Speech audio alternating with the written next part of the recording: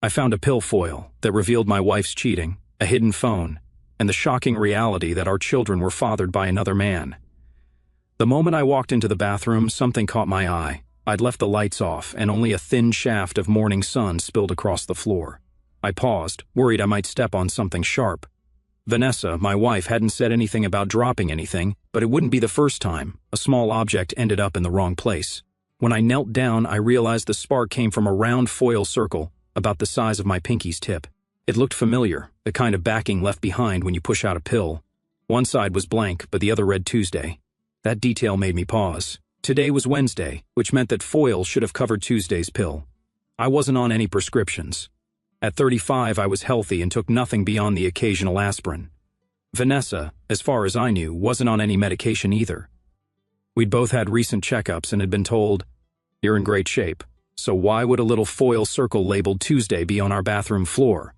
I tried to dismiss it as a stray piece of packaging. Maybe we'd dropped something without realizing, yet a small knot of worry tightened in my gut. The only daily pills we used to have in the house were Vanessa's birth control pills, but that was a few years back, before I had a vasectomy. The procedure came up once we decided not to have more children.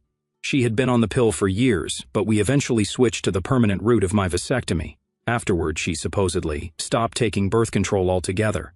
Now I held Tuesday's foil from a daily pill pack. A chill spread through me. If she was still on the pill, it could only mean she was worried about getting pregnant. If she was worried about pregnancy, that meant the vasectomy I had wasn't enough, or she was sleeping with someone else. In the past, I might have just asked her directly, but some instinct told me to investigate before confronting her. I've always been methodical, especially after all the nights I spent perfecting engineering designs at my firm. I needed more proof before deciding whether I was overreacting or truly had reason to be suspicious. I cleaned up, put the foil back where I found it, and made sure I left the bathroom looking exactly as it did before. Then I drove to work, my mind racing with questions I couldn't answer. At the office, instead of diving into the new contracts, I started looking up private DNA kits and covert surveillance equipment. My thoughts had turned dark within the span of an hour, but I knew I needed clarity. If Vanessa was indeed cheating, I wanted to know with whom, for how long, and if our children, James and Sonia, were even mine. We had 2 children, 5-year-old James and 3-year-old Sonia. I thought they were both mine. I'd always believed they were my flesh and blood. Still, that doubt nagged me. If she'd been lying about the pills, could she have lied about everything else? I ordered a series of items: discreet voice recorders, tiny cameras that could be placed around the house, phone cloning software, and DNA test kits. I felt sick doing it, but I convinced myself it was necessary. I wanted unassailable facts before I took any steps that might blow up our family. Those few days waiting for delivery seemed endless. In that time, I kept a close eye on Vanessa, searching for suspicious behavior. She seemed normal, no big changes to her routine, no sudden nights away. Our intimate life was the same as ever, once or twice a week, often squeezed in before the kids woke up. She didn't rush to shower off any unfamiliar smells, nor did she wear different perfume or clothing. If she was cheating, she was doing a damn good job of covering her tracks. When Friday arrived, I got the call at work that my packages had been delivered. I had them sent to the office so Vanessa wouldn't ask awkward questions that afternoon. I pretended I had a light schedule and went home early. The au pair who helped us with the kids, while Vanessa and I both worked, was feeding the children. With her busy, I went upstairs and installed cameras in the bathroom, living room, and bedroom, the main spaces where I suspected evidence might appear. The bathroom was crucial for seeing if Vanessa really was taking birth control pills. As soon as the kids were in bed, I used a cheek swab on each of them for the DNA kits, doing my best not to let them see what I was doing or understand the significance.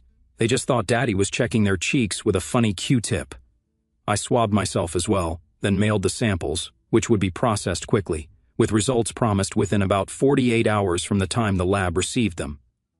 That evening, Vanessa came home at the usual time. We chatted about mundane things: her job, the kids, what to watch on TV. Meanwhile, I felt like a stranger in my own marriage. After she went to shower, I slipped into her car to place a voice recorder under the seat. I also cloned her phone, downloading her text messages and emails. To my surprise, there was nothing incriminating in her digital footprint. No evidence of flirting, no suspicious phone calls. That either meant I was wrong or she was more careful than I'd imagined. The weekend was almost normal. We did what we always did: chores, a trip to the park with the kids, and morning intimacy that felt more like a routine chore than a loving act. I kept a polite demeanor, but inside, I was restless. By Monday morning, Vanessa headed to work as usual, and I told her I'd be working from home to catch up on some projects. The moment she left, I removed the micro SD cards from the cameras and loaded the footage onto my computer. The bathroom footage showed Vanessa taking a small white pill around the same time each day, confirming she was definitely back on the pill. My heart sank, but I pushed myself to keep checking. The bedroom camera presented the next surprise. On Saturday night, while I was busy cooking dinner, she had come out of the shower, gone to the bedroom, and typed a message on a phone I didn't recognize. She apparently had a second phone that wasn't the one I had cloned. I watched as she finished typing, walked to the air conditioning vent, opened it carefully, and stashed the phone inside. I was stunned. She had a secret phone. No wonder I'd found nothing on her official phone. It also made sense that she'd keep it out of sight whenever I was around. I needed to see what was on that second phone. That night, after she went to bed, I checked the vent from the other side, which opened into Sonia's room. The phone wasn't there. It must have been in her purse or somewhere else, so I bided my time. Eventually, on another occasion when Vanessa was showering and I heard the water running, I quietly opened the vent from Sonia's side. The phone was there. I grabbed it, raced to my office, cloned its contents to a new device in a matter of minutes, and put it back. My hand shook the entire time, adrenaline surging. As I finished, I heard the water shut off. I had just enough time to slip into Sonia's room and pretend I was watching her sleep. Vanessa peeked in, curious, but I played it off as fatherly affection. The next morning at my office, I finally accessed the phone's cloned data. Within seconds, my vision blurred with tears. It was exactly what I'd feared. The text messages were explicit, describing stolen afternoons in hotels and intimate acts between Vanessa and another man. She joked about how I didn't suspect a thing. They even mentioned scheduling around my travel. The man was never named in the texts, which only made me more certain it was someone she worked with closely and didn't want a name in writing. I sat there crying, ignoring the ping of my secretary Michelle on the intercom. She eventually knocked and opened my door, finding me hunched over my desk, tears streaming. Michelle was a sharp, no-nonsense woman, a few years older than me. Usually we kept a professional distance, but this time she came in, locked the door, and handed me tissues. "What happened?" she asked calmly. I told her everything: the suspicious foil, the hidden pills, the cameras, the second phone. I felt pathetic, but she just listened. Then she said, "Gary, we need details, and we need a plan." When I mentioned I'd also done DNA swabs on the kids, she nodded. "Good. Find out the truth, then decide how to act. For now, you have a ticket to visit the Portland branch. You'll be leaving today and won't be back until Thursday." I blinked at her, confused. We hadn't discussed any trip. "Trust me," she said. "Vanessa might get suspicious if you're around too much. Tell her you have a sudden crisis there." Michelle texted Vanessa from my phone, something about an emergency at the Portland location. Vanessa replied that she was sorry to hear it and hoped I'd be back soon. Michelle also gave me the name of her close friend, Lorraine, a divorce attorney who had handled Michelle's own turbulent divorce years ago. I found myself in Lorraine's office within hours, still in shock. Lorraine listened, asked pointed questions, and explained my legal options: do nothing, file for an amicable divorce, or go nuclear with an adultery filing that would blow up Vanessa's world and cut off her claims to my assets. I considered each carefully. Do nothing? Impossible. I was furious. File amicably? Why should I give up half of everything I'd built, especially if the kids weren't mine? My final choice was obvious. "I want the nuclear option," I said, hearing my own voice tremble with anger. Lorraine nodded. "All right, we'll gather more evidence first. For that, I need the phone you cloned so we can build a solid case." I gave it to her without hesitation. Michelle then took me to a modest hotel, telling me to shower, order room service, and not to go near the minibar. "I need you alert," she insisted. "You have to plan your next steps." But I couldn't think clearly. My life as I knew it had just shattered. The only small sliver of hope was the possibility that the kids were still mine, or that I was jumping to the wrong conclusions. Yet deep down, I knew the odds were slim. The next morning, I got a text from the DNA company that my results would be ready by the afternoon. I couldn't bring myself to look. Michelle, sensing my hesitation, took my phone, loaded the test results page, and frowned. "They're not up yet," she said gently, returning the phone. "We'll check again in a few hours." Meanwhile, I had to secure my financial future. Michelle reminded me that there were over 100 employees depending on my leadership in our engineering firm. If Vanessa took me to the cleaners, the business might collapse, and all those families would suffer. That stiffened my spine. I forced myself to think like the engineer I am, strategizing each step. We visited my longtime business attorney, Brian Spencer. He reminded me that we had a prenuptial agreement in place. Every partner in our firm was required to sign one before marriage to protect the company from potential marital disputes. That prenup shielded the company from spousal claims, meaning Vanessa could only target my personal salary and assets like the house and 401k. Here's my advice, Brian said. Buy out your partner, Robert, who's been hinting he wants to sell. Put as much of your liquid assets as possible into the company, even if it means taking a loan. That keeps your money behind, a firewall she can't breach. It sounded daunting, but it beat letting her walk away with half. I called Robert. Initially, he just asked why, and I told him the truth in one flat sentence. Vanessa's been cheating, possibly since day one. He said he was sorry and agreed to sell most of his shares, keeping only 5% for himself as a consulting engineer. We drew up the papers at lunch. Michelle and I checked the DNA results again. This time, they were posted. She read them first, a sorrowful expression on her face. I'm sorry, Gary. My hands shook as I took the phone. Both kids were fathered by the same man, but that man wasn't me. My little boy and girl, the ones whose first steps and first words I'd cherished, were not mine at all. I felt rage hotter than anything I'd ever experienced. Michelle's voice cut through my haze. Stay focused or you'll lose everything. She guided me out of the diner and back to Lorraine's office. When we arrived, Lorraine had her own update. We have a preliminary private investigator report. Vanessa had a man over at your house last night. We couldn't see inside, but we have footage of him entering. He used his own key. My stomach churned. Later, reviewing the living room camera, I saw him walk in, welcomed by our son. No, by her son, shouting, "Daddy Bill!" My tears came in unstoppable waves. That told me everything I needed to know about the father's identity. Bill Wainwright, Vanessa's longtime boss. I realized this might have been going on for the entire duration of our marriage, or close to it. Lorraine took the footage and cross-checked Bill's name. He was a high-level executive at Vanessa's firm, subject to a strict non-fraternization policy. We can go after her company for that, Lorraine said, and after him for alienation of affection, plus your wife for any false birth certificate claims. She listed a litany of possible legal strategies, all of them aggressive and devastating. She was thoroughly committed to the nuclear route I'd chosen. I returned to the hotel, numb. Michelle showed up at my door that evening, saying, "You shouldn't be alone. Pack up, you're coming to my place." I was too exhausted to argue. Michelle had a single-story house, bigger than I'd expected, and she gave me a private room. There was no physical closeness or romantic vibe. It was more like I was a shattered man, and she was stepping in as a friend, one who didn't trust me to keep it together by myself. The next big step involved finalizing the buyout from Robert. We had to funnel my money into the company, effectively making me appear almost penniless. Once everything was said and done, I moved all personal funds, cashed out my 401k, taking the penalty, and prepared to refinance the house. Ultimately, I would appear to have a fraction of my real worth. It was legal, thanks to the prenuptial agreement and the timing of these transactions before the divorce. Brian drew up all the papers, Robert signed, and I became the majority shareholder. Now everything was in the company's name, safe from Vanessa's reach. Monday morning, Lorraine filed for divorce on grounds of adultery, fraud, and emotional distress. At the same time, she filed a lawsuit against Bill's employer for failing to enforce its own policies. She also had process servers standing by to deliver everything in person, one set to Bill at his office, one set to the company's HR department, and one set to Vanessa's desk. I watched the clock. At exactly 10 in the morning, my phone pinged with an email. The divorce papers had been served. The other suits were served minutes later. Within 10 minutes, my phone lit up. I expected it to be Vanessa, but it was my mother. "Gary," she said, "what is this?" Her voice was sharp. "Hi, Mom, did you read it?" I asked.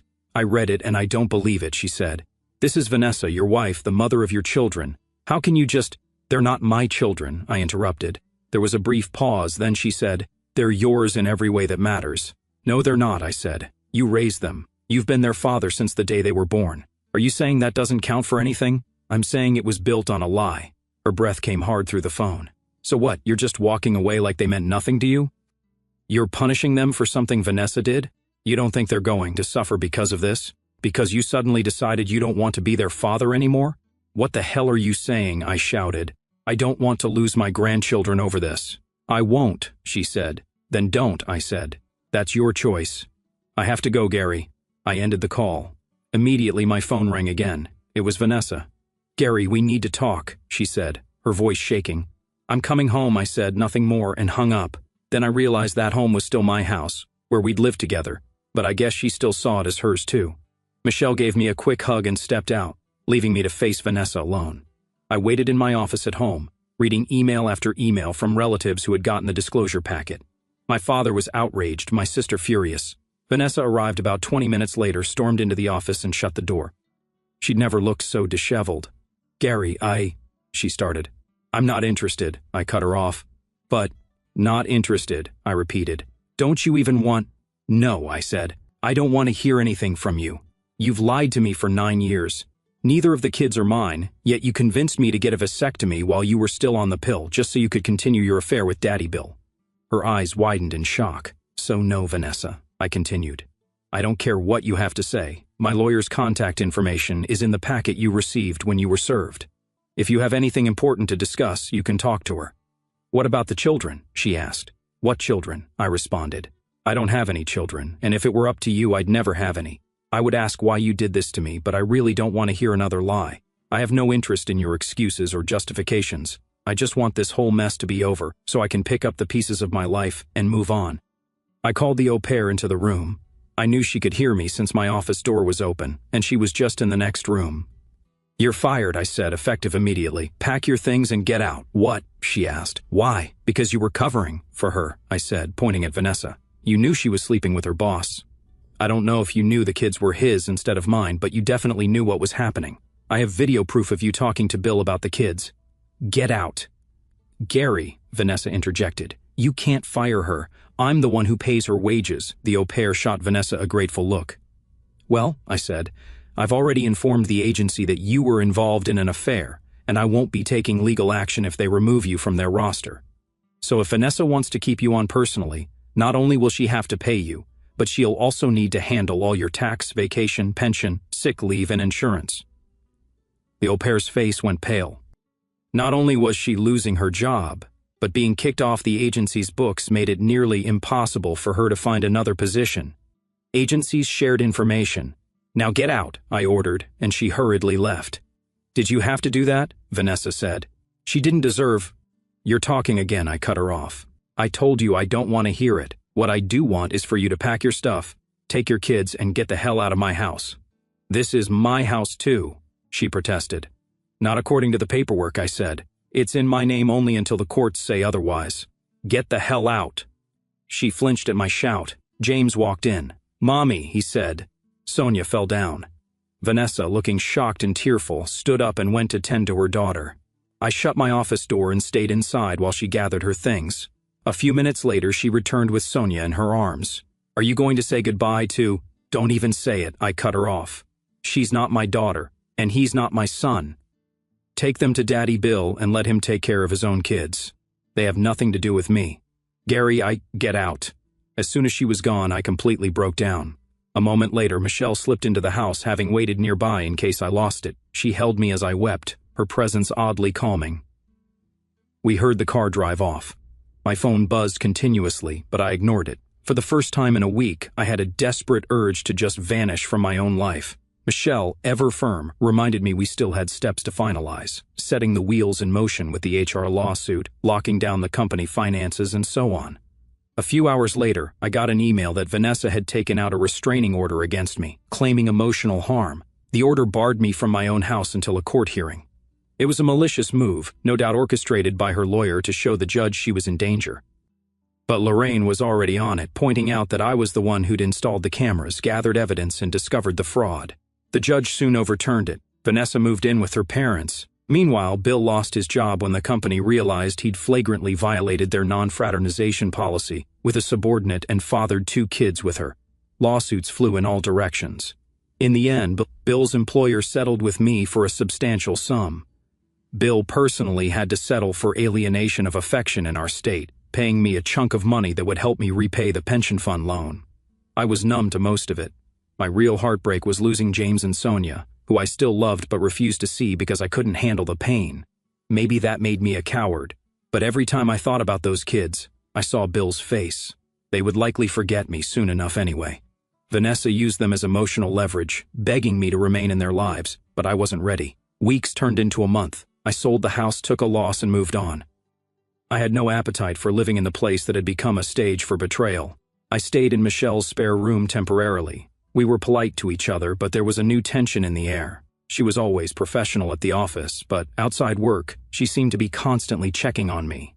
The day the divorce was finalized, I was at my desk. I received the official envelope, opened it, and found the final decree.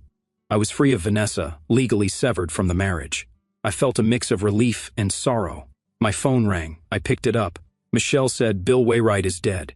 His wife found him with Vanessa again and shot him.